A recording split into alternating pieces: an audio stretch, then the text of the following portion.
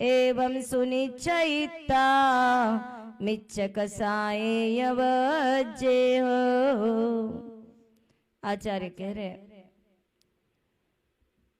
कि जैसे समुद्र में गिरा हुआ रत्न पाना रयणु व जल ही पड़ियम, कहते जैसे समुद्र में गिरा हुआ रत्न मिलना बड़ा, यही चल रहा है ना, पाड़ा अत्यंत दुर्लभ है, वैसे ही संसार समुद्र में भटकते हुए मनुष्यों का जन्म पाना भी अत्यंत दुर्लभ है। ऐसा निश्चय करके मिथ्यात्व और कषाय को छोड़ो।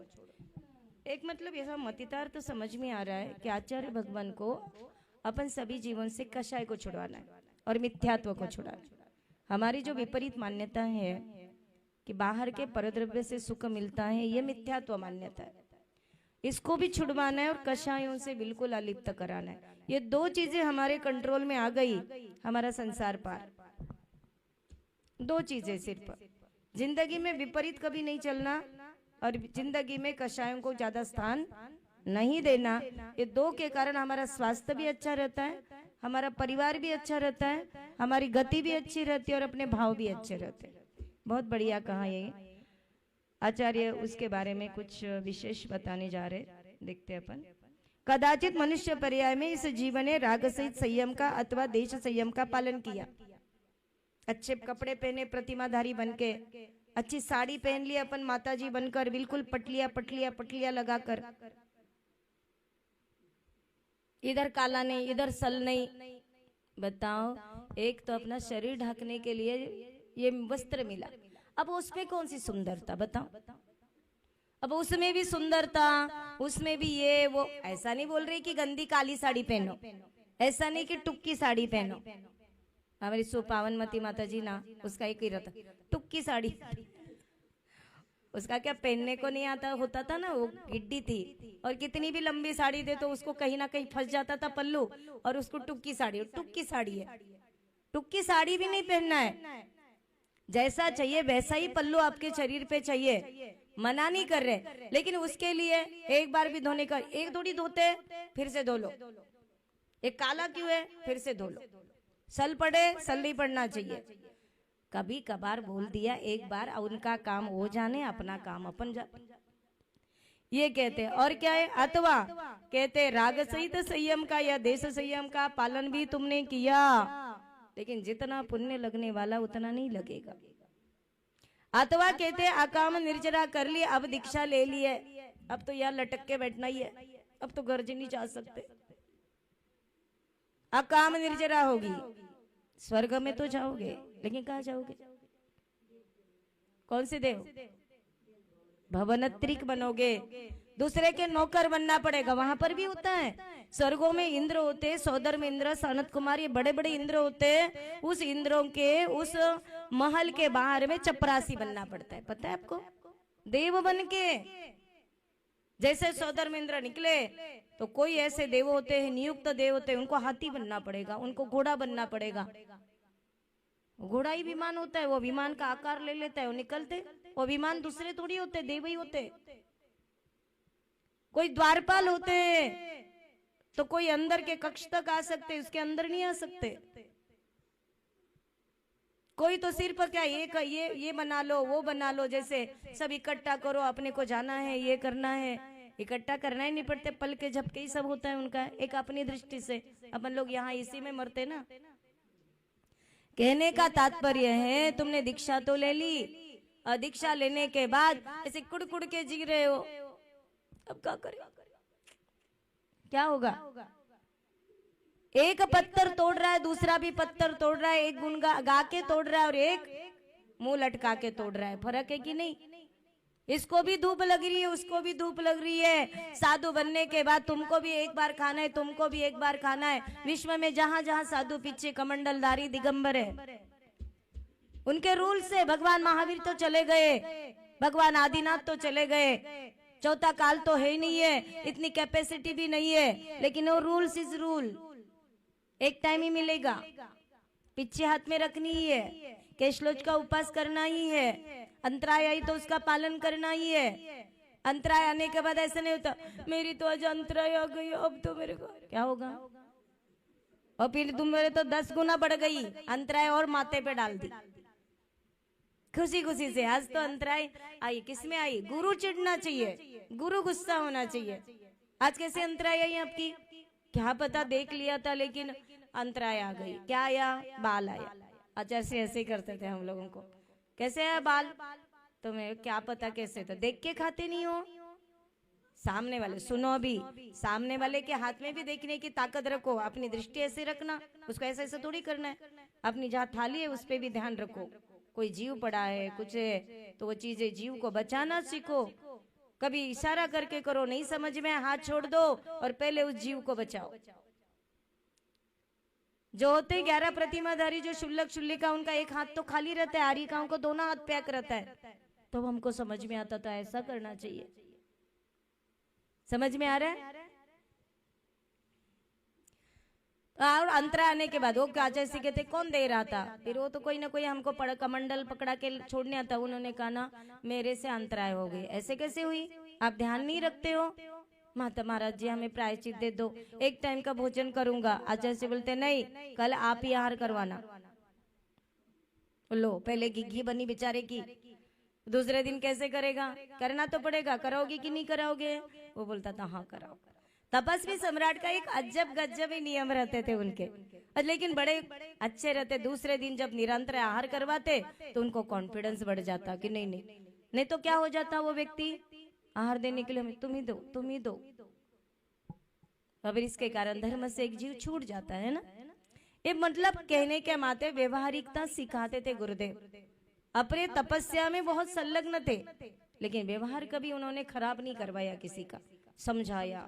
उनके समाज समझाने के तरीके बड़े अलग थे। कुछ बेटा वगैरह नहीं बोलते थे वो, बड़ा सब पुचकारने की ज्यादा आदत नहीं थी उनका। पुचकारने का आदत मतलब स्माइल उन्होंने दे दी, समझ लेना कि ढंग का है बाबा, अपन ठीक है सही जगह पे। और उनका चेहरा थोड़ा सा ऐसा दिखता ना तो हम लोग तो दूर ही रहते थे, लेकिन डेयरिंग करके सामने जाते तो बिल्कुल बड़ा प्यार मिलता था उनका।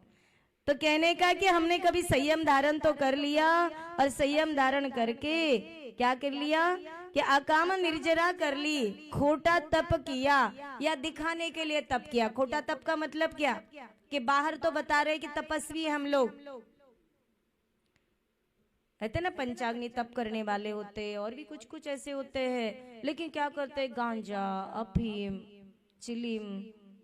बताइए तप थोड़ी है। बाहर तो तप दिखा रहे हो और अंदर क्या कर रहे, गुपचुप खा रहे हो। ये तप नहीं है। ऐसे गलत व्यसन लगा रहे हो। ऐसे खोटे तप से अकाम निर्जरा हो सकती है। मरकर पुण्य योग से देव तो हुआ, लेकिन देव होकर क्षमिक लब्धि, विशुद्धि लब्धि, देशना लब्धि, प्रायोग्य लब्धि और करण लब्धि नहीं मिलेगी। ये लब्धि मिल भी जाए तो सम्यक दर्शन प्राप्त कर भी लिया, किंतु 12 प्रकार का तप और 5 प्रकार का चारित्र वहां किसी भी तरह से प्राप्त नहीं होगा तुम्हें। सम्यक दर्शन कभी प्राप्त हो भी रहा होगा क्योंकि चारित्र में गड़बड़ आई, लेकिन सम्यक दर्शन पक्का है तो चारित्र गया, सम्यक दर्शन है। लेकिन वहां चारित्र तो नहीं है ना।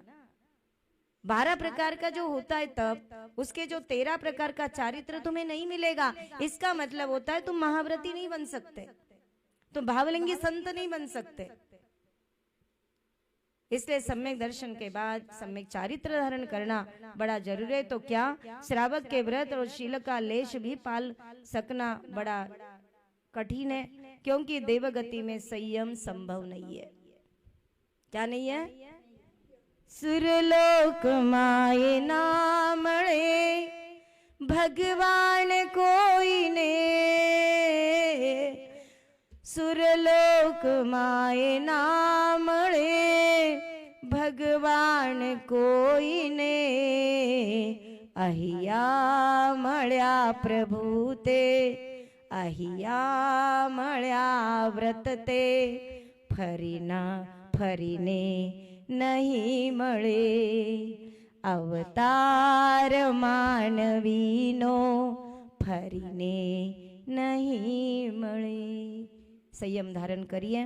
आचार्य परम पूजनीय चारित्र चक्रवर्ती आचार्य शांति सागर महाराज जी ने भी ये कहा था अंतिम समय में कि चारित्र धारण करायला भिवू नका बाबांनो। तुम्ही संयम धारण करा. संयम धारण करायला भिवू नका. तुम्ही व्रत धारण करायला भिवू नका.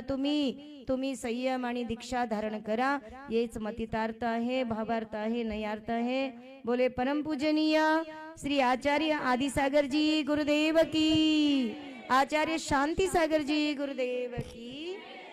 आरोग्य संपदा में आज अपन देखेंगे, बहुत अच्छी सी चीज लेकर आई हूं मैं आपको लोगों के लिए, कि यूरिक एसिड. पता है यूरिक एसिड कैसा होता है कि एक अपने शरीर में घुलता है, सभी केस में होता है, लेकिन जिसका ज़्यादा होता है उनको डॉक्टर एक गोली चालू करते हैं और उसके साथ उनको प्रिकॉशन रखने के लिए बोलते हैं कि दालें नहीं, कठोर नहीं खा सकते, दाल नहीं खाना है.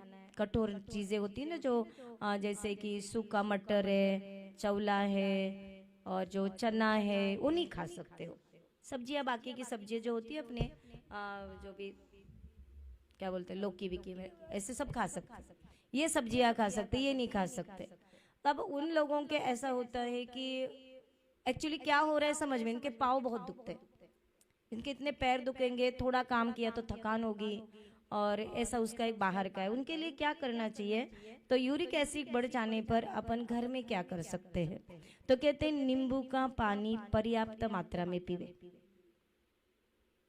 आप घर में हो, घर गृहस्थी वाले हो, तो आपके घर में सब कुछ अपने हाथ से कर सकते हो. थोड़ी थोड़ी देर के बाद, अब जब भी प्यास लगे, आपको डायबिटीज से समझ लो, तो बिना शक्कर का पानी, नींबू पानी ले सकते हो.